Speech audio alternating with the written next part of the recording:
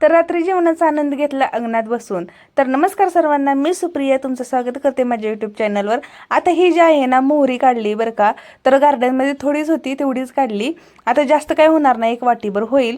पण कसं आहे ना, आता ही शेती नाही आपली, गार्डन आहे. गार्डनमध्ये जेवढं काय निघाल ना तेवढ्या समाधान मानायचं. कसं ना, टाइम कमी आणि कामं जास्त झाली. ते आता सुट्टीला जायचं टायमिंग ना जवळजवळ येत चाललंय. तसं नाही, एवढी कामं मागं लागली ना.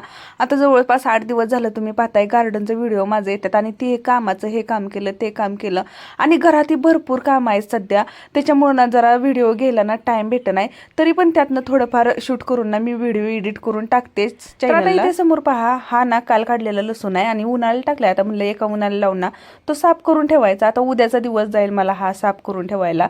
तर जास्त लसूण नाही बरं का, पण घरातली कामं, परत गार्डनचं थोडंफार बघायचं आणि मुलांचं बघायचं, शिलाई काम, त्याच्यानं ना थोडंफार कामं करायला. आणि आधीला झोपेल ना तवाची सगळी कामं ना करायला येतात. नाहीतर ना आता हे जे सगळं काम काढलं ना ते इकडं तिकडं ना सगळा पसारा करून टाकते. आता मोहरी ना बडवून झाली होती आणि पाकडूनही झाली होती. आता साफ करायची राहिली होती, कंटाळा आला होता मला. आता म्हटलं जाऊ द्या तिकडं, आता उद्या करायला येईल म्हणून आता ते ठेवून दिलं. आता संध्याकाळच्या स्वयंपाकाला आता मुलांना खेळून वगैरे आणलं बरं का पार्कमधून आणि संध्याकाळच्या स्वयंपाकाला लागले.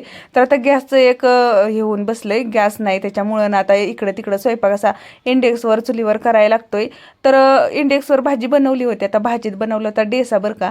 आता बघा तुमच्याकडे पण असा डेसा बनतो का? आमच्याकडे असाच बनतो. तर डेसा बनवून झाला होता आणि चुलीवर भाकरी बनवायला आमच्यात ना चुलीवरची भाकरी सर्वांनाच आवडते बरं का. मलाही आवडते आणि रियांशला आवडते. पिऊ फक्त नाही खात बरं का, थोडी कडक असतं त्याच्यामुळे तो खात नाही आणि आवड नाही आवडते. तर आम्ही पहिलं जिथं होतो ना तिथं तर काही चूल मांडायचा विषयच येत नव्हता.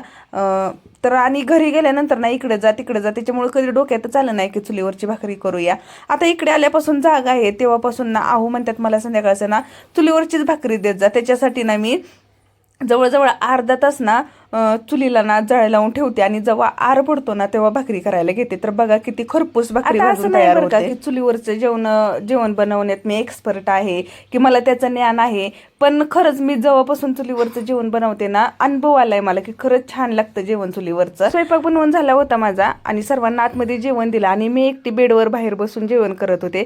का तर आता इथे पहा चुलीवर ना दूध तापायला ठेवले, आता आरावर ठेवले बरं का. आता ते तापस्तोपर्यंत ना मी इथंच बसले जेवायला. चला आजच्या व्हिडिओचा एंड इथंच करते. भेटूया उद्याच्या व्हिडिओ.